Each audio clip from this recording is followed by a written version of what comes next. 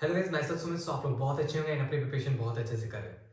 सो इस बात करते हैं फिजिक्स। सो फाइनली आपकी रिक्वेस्ट पे मैंने वो इंपॉर्टेंट पेपर्स, वो इंपॉर्टेंट लिस्ट प्रिपेयर कर दी है जो कि आपको इस मोमेंट पे बहुत इंपॉर्टेंट है। मैक्सिमम जनता क्या कर रही है, इंपॉर्टेंट चैप्टर्स को पढ़ रही है। बट यार एनटीए हर साल लास्ट 2-3 ईयर्स से कुछ ना कुछ चेंज कर दिया है। जैसे कि लास्ट ईयर 22 में, ठीक है, 2022 में क्या किया था, बायो में असर्शन क्वेश्चंस बहुत सारे डाल दिए थे, जिसके कारण जिन बच्चों का बहुत अच्छा स्कोर आ रहा था कोचिंग में, और जब उन्होंने एग्जाम अटेम्प्ट किया तो इतना अच्छा स्कोर नहीं बैठा। तो वही चीज अब एनटीए हर साल कुछ ना कुछ इंप्रूव करती है, हर साल इंप्रूव करती है। सो प्लीज इंपॉर्टेंट टॉपिक्स पे ज्यादा फोकस करें। मतलब कि चैप्टर सारे करने, छोड़ना आपको फिजिक्स में कुछ भी नहीं। मैं इस वीडियो में आपको ये सब बताने वाला हूं कि कौन से चैप्टर में कौन सा टॉपिक इंपॉर्टेंट है, जो कि अगर आप ये कर लेते हो, इनके फॉर्मुलेज याद कर लेते हो। क्योंकि मैंने जो फर्स्ट वीडियो जो मेरी ट्रेनिंग में चल रही है, मैंने उस वीडियो में भी आपको सबको बताया था कि 3 मंथ में कैसे अपन फिजिक्स पूरा रिवाइज करना है। बट फिर भी मैक्सिमम स्टूडेंट्स नहीं कर पा रहे। क्यों? कंसिस्टेंसी मेंटेन नहीं रहती और मैक्सिमम जनता नहीं कर पाती। ठीक है, कोई नहीं, डरना नहीं है, कुछ नहीं। ओके, जो मैंने आज एक लिस्ट प्रिपेयर करी है, जो पूरे पेपर में जो मैंने इंपॉर्टेंट टॉपिक्स रखे हैं, जो भी हैं, ये प्लीज आपको इन टॉपिक पे एटलीस्ट कमांड बनाना है। ये सारे टॉपिक वो हैं जो कि पूरी एनसीईआरटी कवर करते हैं, पूरी एनसीईआरटी, कंप्लीट एनसीईआरटी कवर करते हैं। 11th की मैं नेक्स्ट वीडियो में बात करूंगा क्योंकि बहुत ज्यादा लेंदी हो जाएगी। तो इसमें मैंने आपकी पूरी 11th कंप्लीट कर दी है। इसमें चैप्टर वाइज सारे टॉपिक्स इंक्लूड है, मतलब जिसमें कौन कौन से फॉर्मुलेज आपको बाय हार्ट याद होने चाहिए। ठीक है, अब वो करना क्या है, ये सारी चीजें मैं आपको प्रोवाइड करूंगा, बट उससे पहले पूरी वीडियो लास्ट तक देखनी। ठीक है, जैसे कि बेसिक्स मैथ, तो बेसिक्स मैथ में जो इंपॉर्टेंट है कि ये तो आपको आना ही चाहिए, ये फॉर्मूला आपको होना ही चाहिए। तो उस फॉर्मूले को आपको एनसीईआरटी पे जाना है। जो टॉपिक्स मैंने लिखे सारे एनसीईआरटी से, या फिर जो भी कोचिंग से आप पढ़ रहे हो उसमें नोट्स उठाना और ये टॉपिक्स पे जाना। उन टॉपिक्स के फॉर्मुलेज आप एक लिस्ट में लिखना है, एक A4 साइज पेपर में सारे फॉर्मुलेज लिखना। मैं ये भी कर सकता था कि आपको टॉपिक के साथ फॉर्मुले दे सकता था, बट नहीं, मैंने इसलिए नहीं देखता कि आप खुद मेहनत करें, थोड़ा बहुत खुद करें। जितना खुद करोगे उतना सीखोगे, उतना मेमोराइज रहेगा। ठीक है, अगर फिर भी नहीं होता है तो मेरे को आप मैसेज कर देना टेलीग्राम पे, मैं आपको अपलोड कर दूंगा। ओके, सो आपको करना क्या है, टॉपिक देखना है, एनसीईआरटी की बुक साइड में खोलनी है, अपने नोट साइड में ओपन कर लेने हैं, और जो टॉपिक्स मैंने इसमें गिवन है पर्टिकुलर चैप्टर वाइज, वो टॉपिक्स आपको एनसीईआरटी एंड नोट्स में सर्च करना है। उस टॉपिक में अगर आपको लगता है कि ये फॉर्मुलाज इसमें गिवन है, इस टॉपिक के नीचे क्वेश्चंस गिवन है, एग्जांपल गिवन है, उन एग्जांपल को सॉल्व कर लेना। ठीक है, उस टॉपिक के नीचे जो भी क्वेश्चन गिवन हो प्लीज अच्छे से सॉल्व कर लेना। सेकंड, उस फॉर्मूले को अच्छे से लर्न कर लेना। ठीक है, क्यों लर्न करना है, लर्न आपको, अब प्रॉब्लम ये है कि फर्स्ट वीडियो में जो मैंने बात किया था फिजिक्स के ऊपर, उसमें बच्चों का डाउट ये था कि भैया हमें फॉर्मुलेज याद नहीं हो रहे।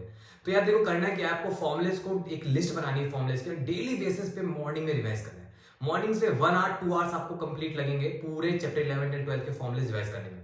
उससे होगा क्या कि मॉर्निंग में जो हम चीज पढ़ते हैं वो लॉन्ग टर्म मेमोरी स्टोर होती है, उसके पीछे साइंटिफिक रीजन। ठीक है, उसके बाद आपको करना क्या है, जैसे कि आपके पूरे टॉपिक वाइज आपके चैप्टर वाइज टॉपिक सारे इंपॉर्टेंट कवर हो जाते हैं। देन उसके बाद आपको लास्ट ईयर के पीवाईक्यूज उठाने, या फिर आप जिस इंस्टीट्यूट में पढ़ रहे हो उसके इंस्टीट्यूट की एक्सरसाइज 1 के क्वेश्चन सारे डायरेक्ट फॉर्मुला बेस सारे सॉल्व कर लेने।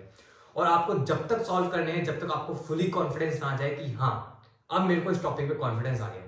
क्योंकि यार देखो, नीट की जो फिजिक्स होती है ना, वास्तव में ईजी होती है, बट हम अपने सराउंडिंग में लोगों से सुनते हैं या फिर टीचर से सुनते हैं कि फिजिक्स टफ है। अपने जो बड़े बहन भाई होते हैं जो नीट क्वालिफाई करे होते हैं, वो बोलते हैं कि फिजिक्स थोड़ी टफ है। टफ नहीं है, टफ हमारी मेंटेलिटी, जिस बेस पे हम सोचते हैं, जो हम सुनते हैं, उस पर हम टफ बना देते हैं। ठीक है, मैं मेरी बात करता हूँ, मैं एक एवरेज स्टूडेंट हूँ, और एवरेज स्टूडेंट अभी भी हूँ और था। फिजिक्स मेरी इतनी अच्छी नहीं थी। फिजिक्स का जो बेस होता है वो पूरी मैथ होती है। मैथ में मेरे -3, मतलब कि 3 से 4, 4 से 5 नंबर आते थे 25 में स्कूल में। बट फिर भी मैं जब एलन में था, एलन कोटा में था, मैंने कभी ये थॉट्स लाया नहीं अपने माइंड में कि यार मैं कभी अच्छा कर पाऊंगा या नहीं कर पाऊंगा। मेरा हमेशा ये सोच कर रखता था कि बस मेरे को करना है, और फिजिक्स तो मेरे को स्ट्रांग रखनी है, जो कि लोग बोलते हैं फिजिक्स भी हार्ड होती है। तो मैं जब अपने टेस्ट देता था तो धीरे धीरे मेरे एलन में परफॉर्मेंस इंक्रीज हुई थी। ठीक है, और मैं ऑल इंडिया टॉप 10 में आया था। एक टाइम पे मैं ऑल इंडिया टॉप 10 रैंक पे चल रहा था। और वो रीजन क्या था, कम मेहनत करता था। पहले स्टार्टिंग में बहुत मेहनत करनी पड़ती है फिजिक्स में, बट इतना टाइम स्पेंड करने के बाद फिजिक्स में मेरे को पता लगा कि यार इतनी मेहनत करने की जरूरत ही नहीं है। अगर आप सिर्फ ये जो चीजें जो मैं आप प्रोवाइड कर रहा हूँ, टॉपिक सारे चैप्टर्स ये जो प्रोवाइड कर रहा हूँ टॉपिक्स, अगर आप सिर्फ इन पे यूट्यूब पे जाके सिर्फ टॉपिक पे कमांड बना ले, सर्च करना है यूट्यूब पे ये टॉपिक, उसके टॉपिक के अगर सिर्फ टॉपिक वीडियोस देख लेते हो, उस पर थोड़े बहुत क्वेश्चन सॉल्व कर लेते हो अभी रिसेंटली 2 मंथ या 1 मंथ के अंदर, तो आपकी स्ट्रांग हो जाएगी फिजिक्स। मतलब इतने नंबर आ जाएंगे लाइक 120 130। अगर आप बाय हार्ट लाना चाहते हो तो प्लीज इन पेपर्स को फॉलो करें, इनमें जो टॉपिक्स हैं उनको अच्छे से करें। इस मोमेंट में ना आपको इंपॉर्टेंट चैप्टर सब कुछ जो चाहिए ना वो सब कुछ मिल जाएगा, बट जो इंपॉर्टेंट टॉपिक्स है ना वो कोई प्रोवाइड नहीं करता, क्योंकि किसी के पास इतना टाइम ही नहीं है ना। तो बात ये सब मेहनत करें भाई, मेरी टीम और मैं पूरा मेहनत कर रहे हैं। सो प्लीज आप एटलीस्ट 50% तो मेहनत करें। अगर आप 50% भी इन पेजेस का अगर आप 50% भी अच्छे से यूटिलाइज करते हैं तो मैं गारंटी देता हूं आपके 100 प्लस 120 130 प्लस आराम से इंक्रीज करेंगे, आराम से स्कोर करोगे। ठीक है, सो प्लीज आप ये देख लेना। मैंने इसमें जो चैप्टर्स कवर करे मैं आपको बता देता हूँ। बेसिक्स मैथ पूरा कवर करा है जिसमें जो टॉपिक इंपॉर्टेंट है। ठीक है, अब इसमें फिजिक्स में 11th में क्या है, कुछ चैप्टर्स ऐसे जो बहुत टफ है, तो उन टफ के टॉपिक में अभी डिस्कस कर देता हूँ, और बाकी ये पेपर्स आपको टेलीग्राम पे मिल जाएंगे, लिंक भी है डिस्क्रिप्शन में। ओके, सो कुछ टॉपिक्स हैं लाइक रोटेशन है एंड सेंटर ऑफ मास। ठीक है, रोटेशन में सिर्फ जो आपको आना चाहिए, क्या क्या आना चाहिए रोटेशन की मैं बात कर लेता हूँ। मोमेंट ऑफ इनर्शिया का फॉर्मूला याद होना चाहिए, एंड सेकंड कैसे अप्लाई करते हैं ये आना चाहिए। ठीक है, उसके बाद theory of moment of inertia आपको अच्छे से आना चाहिए कि कैसे अप्लाई होता है, क्या होता है। ठीक है, और थ्योरम ऑफ पैरेलल एक्सिस आना ही चाहिए, बहुत अच्छे से आना चाहिए। एक फॉर्मूला है जिसे आप अच्छे से याद कर लेना। Third fourth moment of inertia of same regular body of some regular body.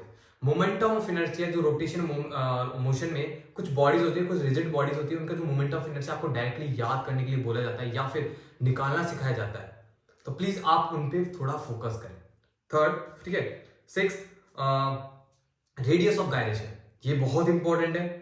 Torque find करना आना चाहिए। ठीक है, angular momentum of linear momentum, angular momentum and linear momentum में डिफरेंस आपको पता होना चाहिए क्या है, और अच्छे से बाय हार्ट याद भी होना चाहिए। तो ये कुछ टॉपिक्स है जो मतलब ये आपको इस टाइम पे ना ज्यादा पैनिक लेने की जरूरत नहीं है। जो टॉपिक्स मैं प्रोवाइड कर रहा हूँ ये मोर देन सफिशिएंट है, सारे टॉपिक्स आपको कवर करने। सो ये टॉपिक्स जो इंपॉर्टेंट सिर्फ आपको यही करना है, उससे ज्यादा नहीं करना। ठीक है, सो थैंक यू, आपको वीडियो अच्छा लगा होगा। So all the best.